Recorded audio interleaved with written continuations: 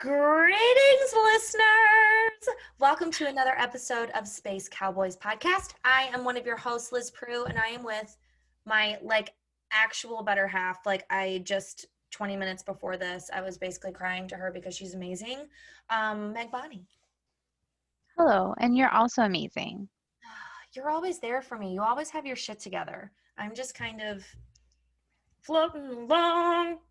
Definitely not together. Like maybe in one cohesive pile, but like not every part of it's touching. So not together. But it's a pretty pile. Like all the laundry's folded. You can tell it's actually clean. She's lying. No. Girl, no. None of that's true. Lies. Lies. So for those of you that listened to last week's podcast, we are starting to do video as well. So this week I will put up the audio for last week plus this week. So that way those that are subscribed to our iTunes and SoundCloud, you have those on your ears as well as your eyes.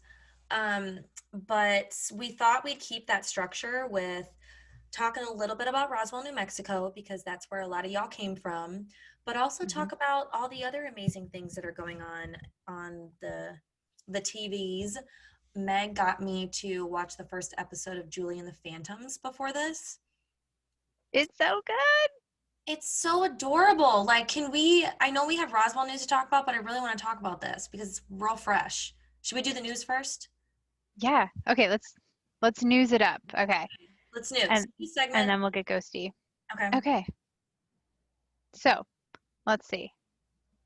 It's on hiatus, so obviously any news is, small, but this is exciting news that we just got, casting news. If you were a fan of the originals, Steven Kruger will be playing Heath, which I think is the best name ever. And you covered originals, so he's probably yeah, boy. I didn't watch all of it. I know he's Josh, I enjoyed him. Yes. Vampire. Him and his boyfriend were my second favorite relationship on that series. He's I don't know, he's tied for second because you have Keely and Riley, and oh my god, so many great relationships on that series. But yeah, Steven Kruger was amazing. He's hilarious. He's very witty. Of course, that was just his character on the originals. But when I moderated his virtual panel for Wizard World Virtual Experiences, he was basically Josh, but a human, and it made me so happy. So I cannot wait to see what he does on Roswell, New Mexico, because that cast has just everyone's really fun and sharp in real life, and then their writing just elevates that. So I'm really, really excited to see what happens. Me too. Do you want to hear a little bit about his character? I would love to. Serve it up. Okay, so according to Deadline, he will be playing Heath, as I said, and he is Liz's ambitious colleague at a high-tech laboratory in Los Angeles. Ooh, intrigue. So she's not even in Roswell, clearly. She gone. So despite his casual irreverence, which Liz finds infuriating, Heath cares deeply for his work and, like Liz, is willing to do whatever it takes to make the world a better place. Even though Heath and Liz don't always see eye to eye, his different approach ultimately pushes her to break her old patterns and discover new ways of looking at the world. Do we sense a triangle of love happening here? So with Max and his clone evil doppelganger thing going on, basically his Petrova doppelganger is showing up also out of a catacomb, just like Katerina, which I live, okay? I think, yes, but we all know, Max is her OTL, but he has so much going on right now, more than coming back from the dead and living in, his purgatory of alien, whatever that was last season. I'm here for it, though. I think she needs... And it's not because the show needs to have her have another love interest. I look at it as another perspective for her of someone that cares about her. That's why we love, Kyle Valenti. We're Team Kyle for life. We love Kyle Valenti, not in terms of just Team Kyle Liz, Team Kyle, just Kyle in general. And what was so great about what he does for Liz's character is he provides this other perspective of someone that's in love with her, and how she takes that love and what she does with that love. And I think that's really important in order to show the drama, the depths, the everything that goes on with her and Max, because it's like super complex. So you need another character to like almost show another perspective of, why are you making it so hard? Like this shouldn't be that hard, you know? Which I appreciate. And because Kyle is, you know, doing his own thing, more so started doing his own thing that did not involve Liz last season, we need someone else to start to show, to fill that role, maybe. Yes. Yeah. I like it. Yeah, I'm with you. I think he's got like plenty going on. Like there's enough on his plate, and like he burned her lab down. Oh God, I forgot. That's how long Yeah. it's been. Okay. I know Right. we're gonna have to like revisit some things that happened because there's such a big gap now between everything. There already was between like the seasons of this show. So yeah, we're definitely gonna have to like pop back in, catch up with our old friends in Roswell, Mm. cave dwellers, desert walkers, you know, the whole gang. The whole But shebang. yeah, I'm excited to see though, like how that dynamic plays out and like to see them not in Roswell. Like we really haven't seen that, and we haven't seen her removed from Roswell. So it will be interesting. Can you hear my furnace just kicked on? No, I didn't. Okay. It's not a bear growling. I'm just in the basement, y'all. Well, Almost safe. gulping wine. That is me gulping wine. Do it. You should. And it looks very like vampire-esque because she has it in a goblet. I love it. Are these amazing? Very, Mhm. very, very. Okay. Okay. Before we talk about Julie and her phantoms, or Jess, as you called her for a second, we'll forgive you because you only watched the one episode. Like 30 Um, minutes ago. I watched the one episode like 30 minutes ago. yeah, Finished. that's so good. So I think that you should share a little bit of news that we got about some former Roswell writers and their new jam. Oh my God, you guys. This is So just so. it's very exciting because I don't know if you guys remember, we talked a lot about the threesome episode, and that was written by our good old pals, Sex and Candy. Rick and Vin. Oh yeah, that's what it was called. I forgot that. Yeah. Um, but they have a new show, and it's going to be on what? It was something. Is it on Peacock? It's called One of Us is Lying. Yes. And let's pull up all the details so we don't mess it up. And you know, we don't want to mess up this news for our boys. Okay. Yes, it's very exciting, and all of the streaming services have become like a big glob in my brain. So, It is Peacock. is it?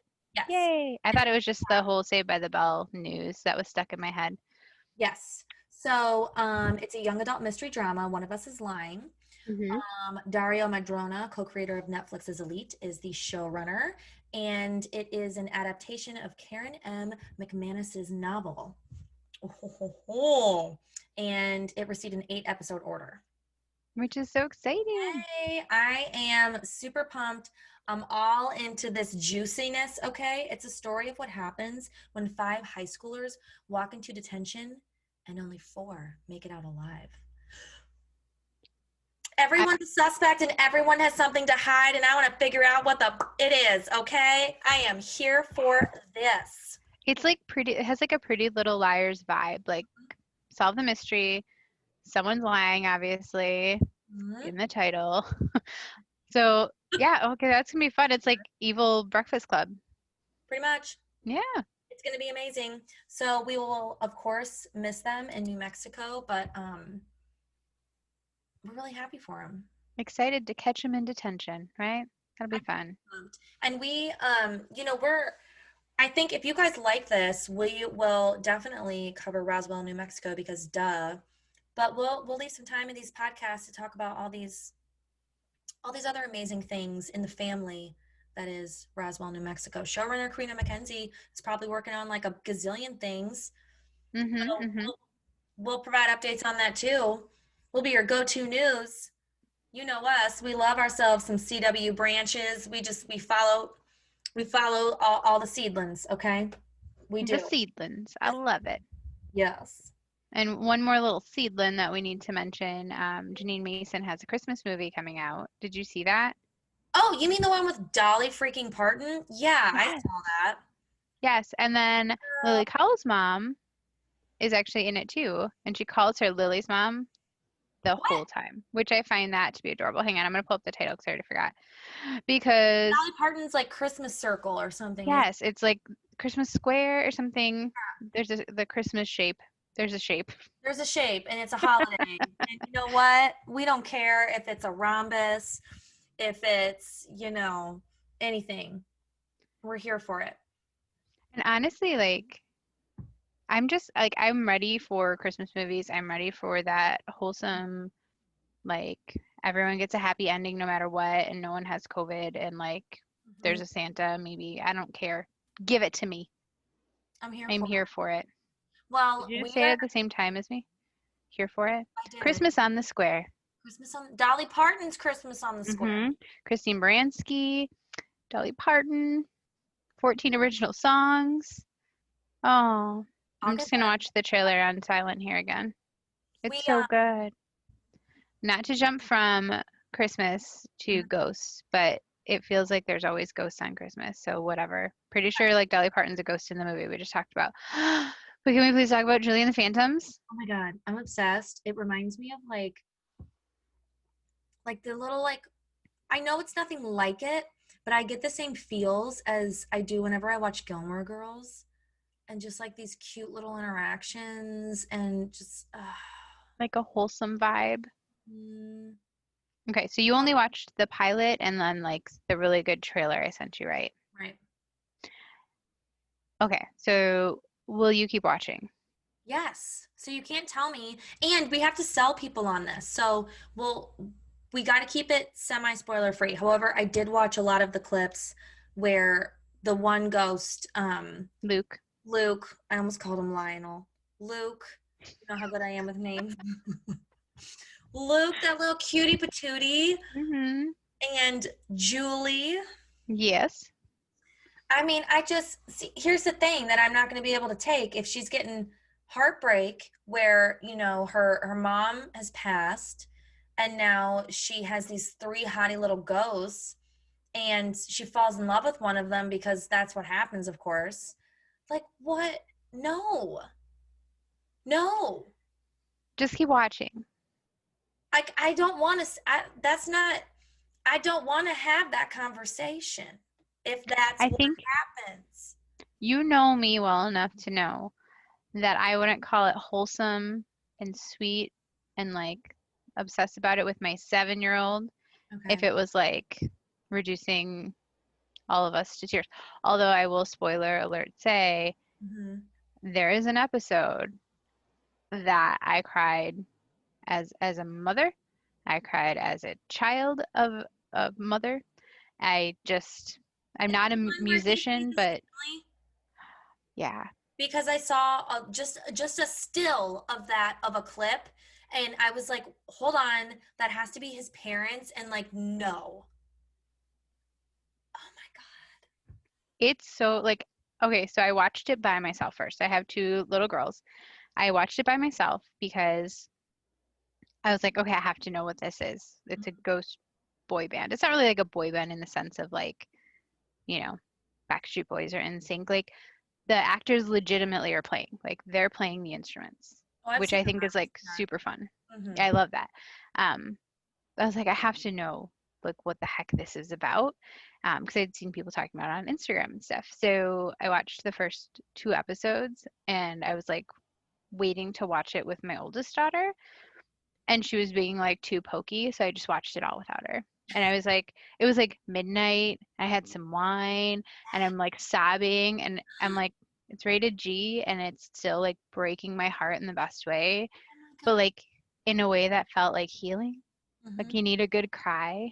And it didn't hurt like in a bad way, it hurt in like a good way, you know? Makes me I so highly recommend happy in a good way. in a good way. All the songs are so freaking good because it's just so good. And The actor and actress that played Julie and Lionel, aka Luke, his name's actually Luke, but they wrote one of the songs, and it's a very like an ode to like the actors wrote it for My the show. gosh. Yes, and it's the performance of that song is so much like Dirty Dancing, which I feel like the really, really young audience that's watching it, it's just like whoop, right over the head. Because Millie was like, "Oh my God, what's wrong with his hair?" And I was like, "That's Swayze hair. That's what that is." And because Kenny Ortega, who did this show, who did Julie and the Phantoms, he also choreographed Dirty Dancing. So there's all these like little tidbits, and you can find more tidbits on purefandom.com. There's an article behind the scenes facts of Julie and the Phantoms on Netflix. Okay. Yeah, I thought that was really fun, little fact. And then like when you watch it, you can kind of see the influence and like the homage that they kind of pay to that.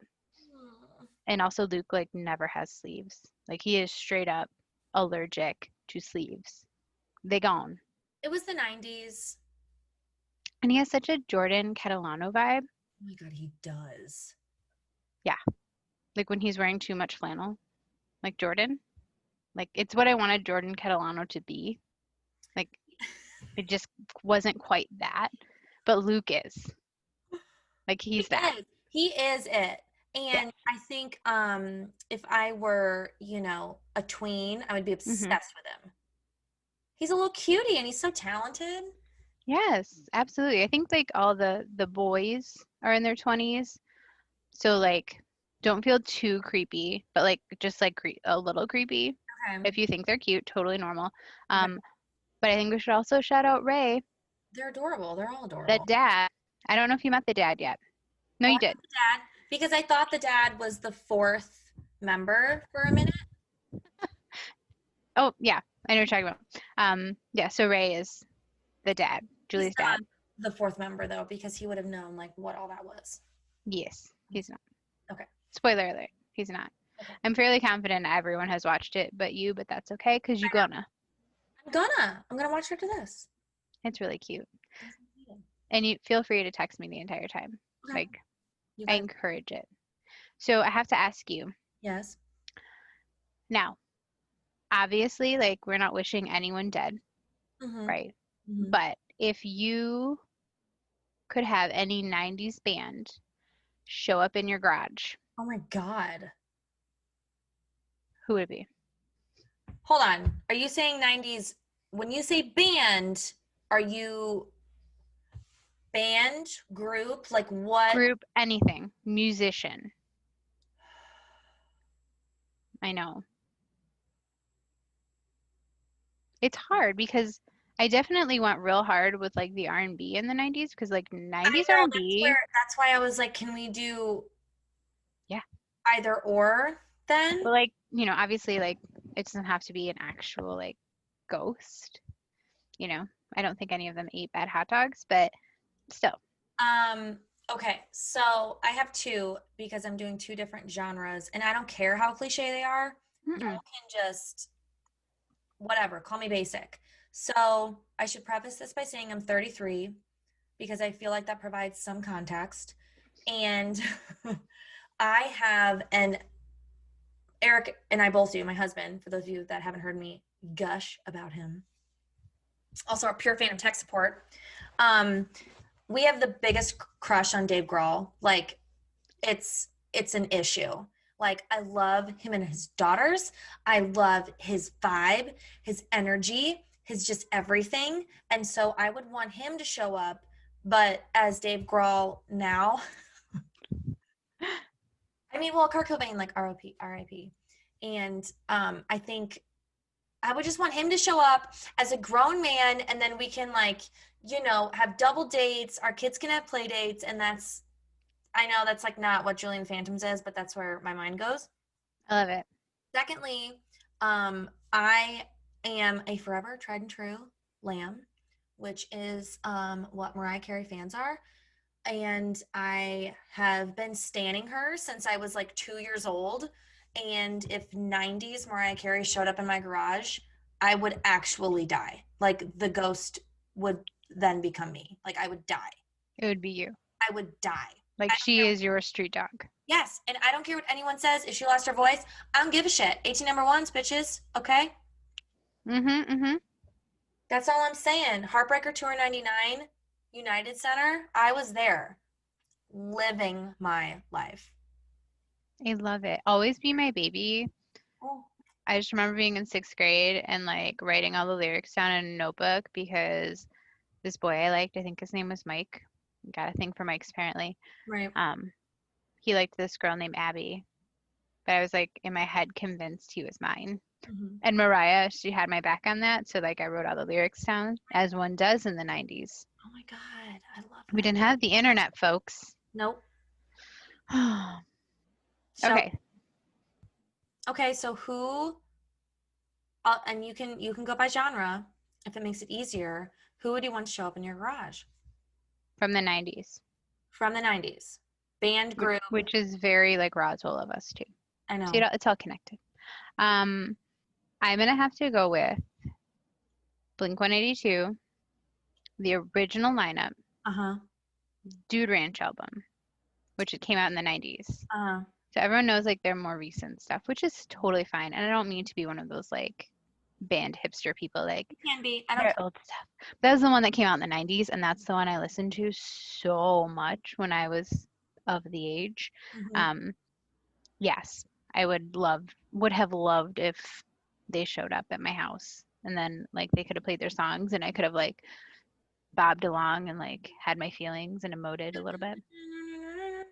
Yeah. Mhm. Yep. Okay. Yeah. And then I don't want to say Mariah Carey because you already said Mariah Carey. You can say Mariah Carey. The world But needs like justice for glitter. so I think so I loved Mariah Carey, but I think like Janet Jackson slash and it's not really a slash, it's just a genre slash because it was Mhm. kind of like of the same vibe. Okay. Really into Whitney Houston back then too. Like Waiting to Oh, Exhale soundtrack. just back then you were into Whitney Houston? No, like all my life.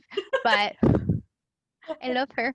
Um, and aw, R.I.P. Yeah. But I would just like her songs, man. I know. The Like voice. sing into my soul, please. But Okay. yeah, I think definitely. But Blink 182 definitely has a band situation. Mhm. There'd be some drums. Okay. The original drummer. I love you, Travis, but the original drummer was very punky. Right. Well, and then we could have a party and them and Dave Grohl could just have a drum off. And Mariah could silently judge us from the corner. Actually, she would never come to a garage. Who are we kidding? Exactly. Thank you. Never. She's the only guest on Watch What Happens Live that makes Andy Cohen switch sides. I love her. I know. She literally, like, he said it too. She's the only one that makes, she does it by herself, switch sides when they're in studio. So the recent one she just did to promote the rarities, it was virtual, obviously. But yeah, Obviously. obviously. Okay. Also, pardon my voice. We had a very, very fun weekend, but it was full of lots of yelling. It was like, and you warned me about this, but I didn't realize how like loud it actually is. Like girls just scream. Hmm. Little girls just scream. That's They're whether so loud. they're sad, like they just scream.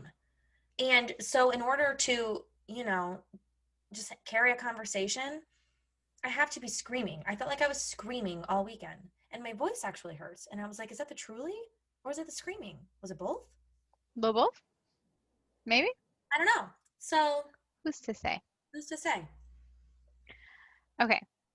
Do you have any more Julie that you want to talk about? Julie and Phantoms. Like, Up to how the good is that opening best. song, by the way? Can we just like Just so shout good. out to that? Oh my god! And her song on the piano. Wake up. Ugh. I really, really love the show. It's so good. Hmm.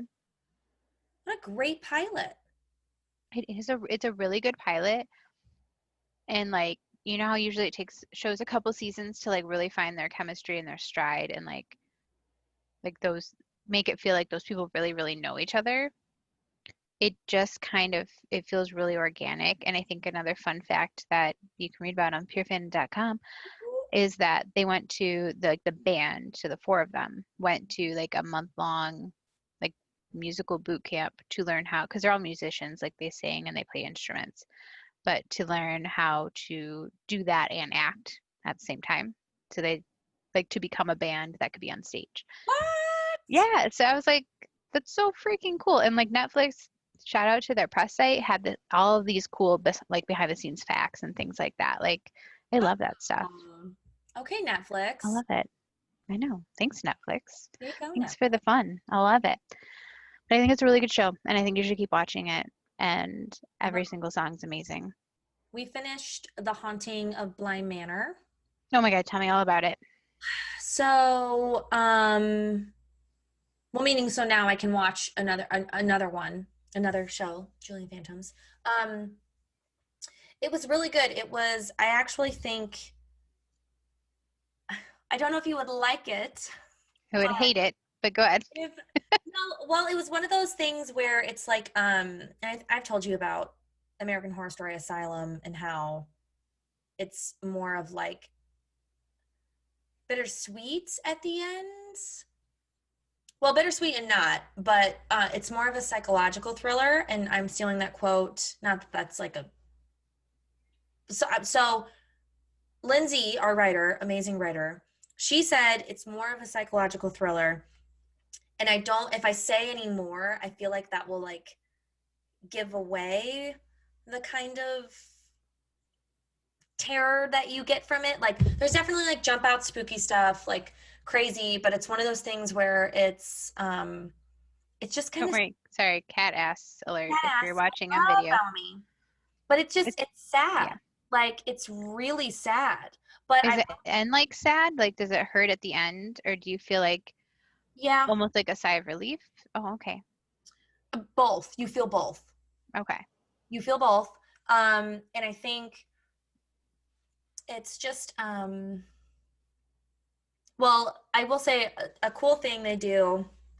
One of the episodes is like a proper ghost story, like flashback in time. It's in black and white.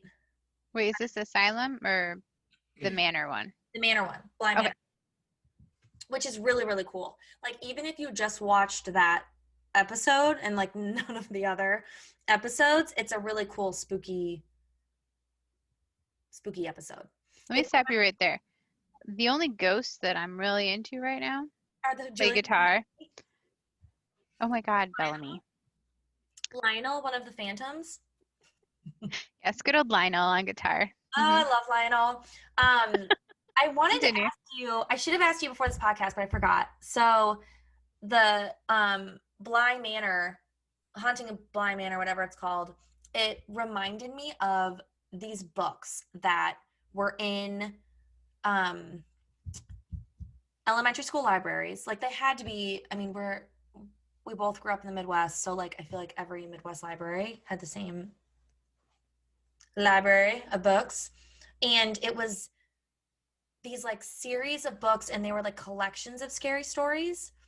And one of them had the lady with the red scarf. Scary Stories to Tell in the Dark? I think so. Is that it? Yeah, that's what it's called. Hold on, I'm Googling this. They made like a movie or something about the stories. Yeah.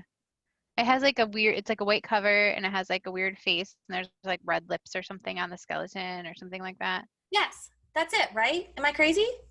You're not crazy. Scary Stories to Tell in the Dark. And like she takes off the red scarf and her head falls off. That one? Yes, but however, this is saying that it was written in, oh no, okay. The titles of the books, yeah, the first one was in 1981, then 1984. And, okay, yes. Yeah, those are the ones. Mm-hmm. See, I got you. Okay, so that's my thing. Haunting of Bly Manor reminds me of those books. Fun. See, little Meg, totally spooky, could read books like that as a small child, but nope. I like my ghosts to be cute boys who kiss other boys. It's great. Oh, you're not there. Spoiler. Oh no, I saw that clip on Twitter where he like, well, does Lionel and like Hot Leather Stop Jacket, calling him Lionel. His name is Luke. Does Luke and Hot Leather Jacket, like, do they make Reggie. out? Is that Reggie? Are they like a No. triangle? No, but I totally ship them. So that scene that you're talking about, Reggie ships someone else. That's where Reggie discovers he's gay. No? no. Reggie's not officially gay. I'm pretty sure they're all bi, if we're just going to be honest here. Pretty sure everyone in that band is bi, except Alex is not bi. He's gay. And you'll get to that scene, and it's like, Is that the drummer? yes, I have not laughed out loud. Like, I snicker, I smile, I like cackled at that scene that you're talking about where he goes like this and kisses Reggie. Uh-huh. Like he does the lip. You have to watch that scene. I don't want to ruin it for you Oh my God, I'm so because excited. the interaction between the three of them right after that moment, I like middle of the night, everyone's sleeping, You love. laughed super, super loud. And I still laugh when I see it because my kids like keep replaying that show. Right. But Alex is gay, the drummer's gay. Okay. Reggie is like girl crazy, but definitely like there's a little vibe in There's a between little tea. Luke and Okay. Reggie. Yes. Okay. Love them. I'm so excited. Hey, Bellamy. Okay. Okay. Okay. All right. So now I want to move on to what you dropped here in our little agenda because she's so amazing and organized, and I am not. I'm a hot mess express.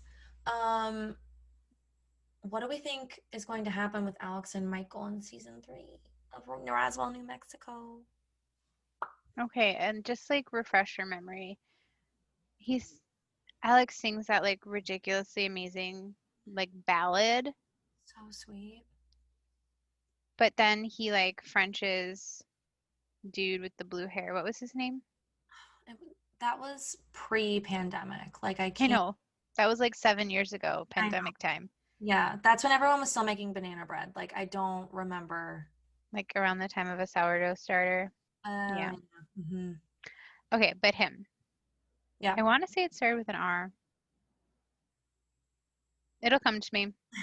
Middle of the night. Um, but he's like starting a thing with him, clearly. And Michael and Maria are like broken up, right? Oh So yeah. like they're done.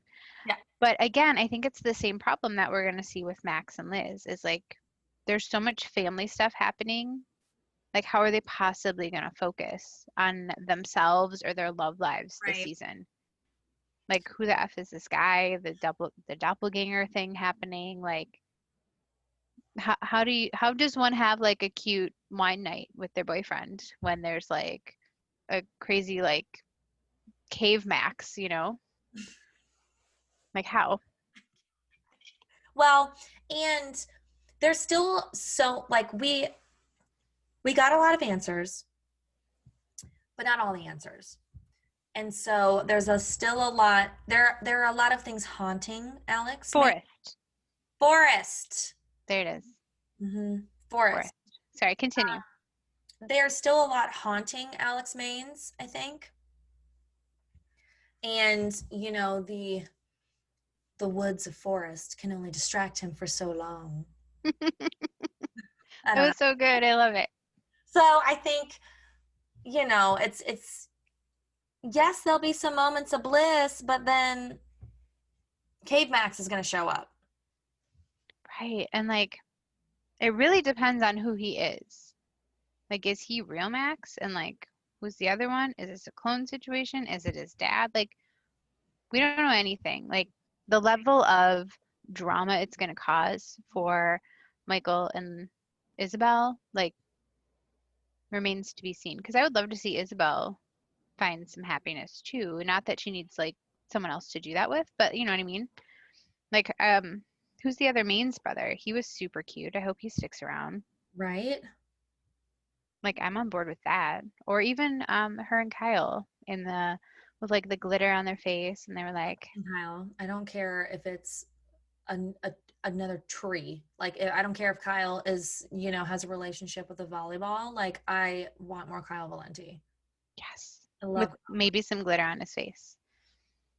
We all loved glitter on his Sparkle face. Kyle. Remember Trevino Train? That was also 7 pandemic years ago. I know. Michael Trevino is an actual gift. Yes. He's just amazing. My absolute favorite thing about our podcast was when we interviewed him and he thought his publicist hung up and she didn't and we were still there. He's like, they're so cute. And we're like, you're They just the cute. best. And we were like, are the best. And he was like, no. It was so funny because we were just like, we're still here. No, we're so Don't talk about us. And it's just that was such a weird time too, because the last thing that we did, was we traveled to Atlanta. Wait, was Atlanta after or before Chicago?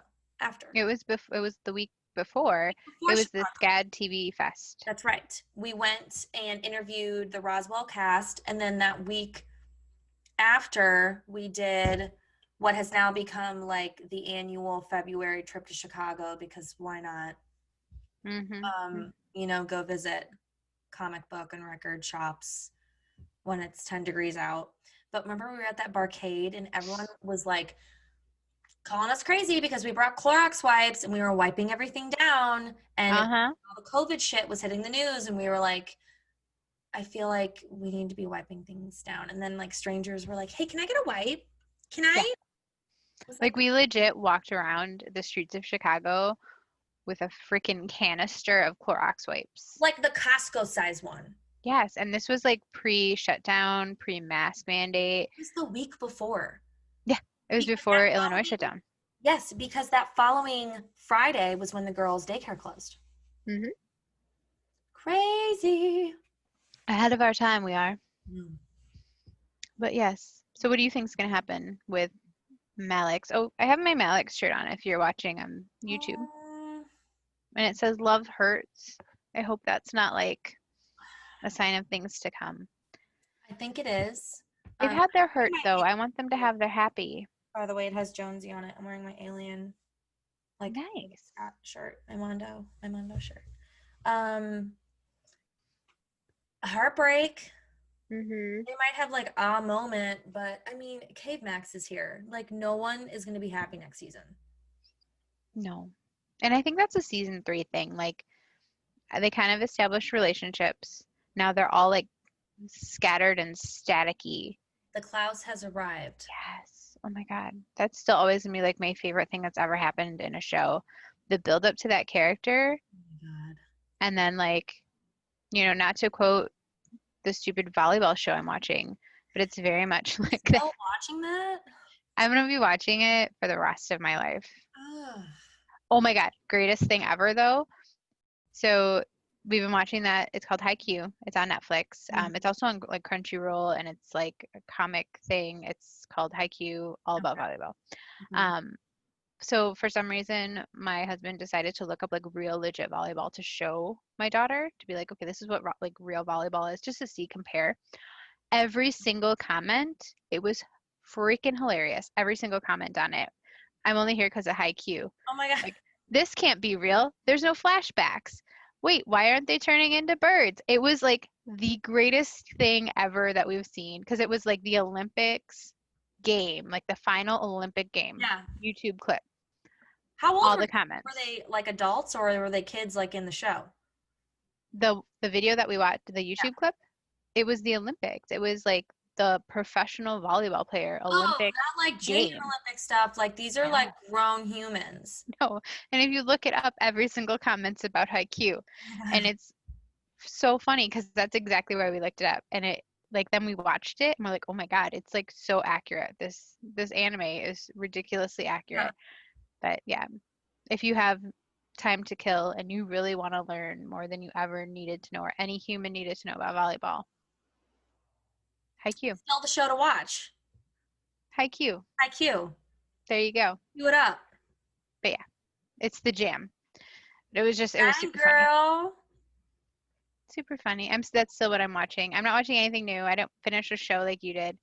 We've been just watching Julie and the Phantoms on repeat because I have kids of that age who just keep making me watch the same stuff. And I like it. So I'm like, it's better than that time that we were watching Sophia the First on repeat. So I'll take it. Is it bad that she saw like a clip of that on YouTube and I was like, no. Of Sophia? Yeah. Like I was It's, just like, no, yeah. like I can't. No, you can watch Tangled the series and other shit on Disney Plus. Like I cannot watch Sophia the First. It's too that and I wanted to like Elena of Avalor because I was like, let's get a little of your Hispanic culture up in here. I can't. It's another one of those shows where I'm like, you have no adult humor for me in here. Yeah. It's kind of intolerable. Do you know what you need to watch then? What? Is Bluey. It's this Australian show about a little dog, this dog family. Okay. It's so cute, and I just find it hilarious. I have no idea why. Okay. I I'll can't even explain it. I'll Just do try. it. It's on Disney Plus. Okay. So, kids shows aside, anything else that you're watching? Mm, we have like 2 episodes left of our New Girl rewatch, and then we'll probably Mm-hmm. start watching it again because why not? Um, I don't think so. Because now we're in that time of year where we watch so we have to watch Sleepy Hollow because that's like my favorite during Halloween. Mm-hmm. We're gonna watch Sleepy Hollow this week.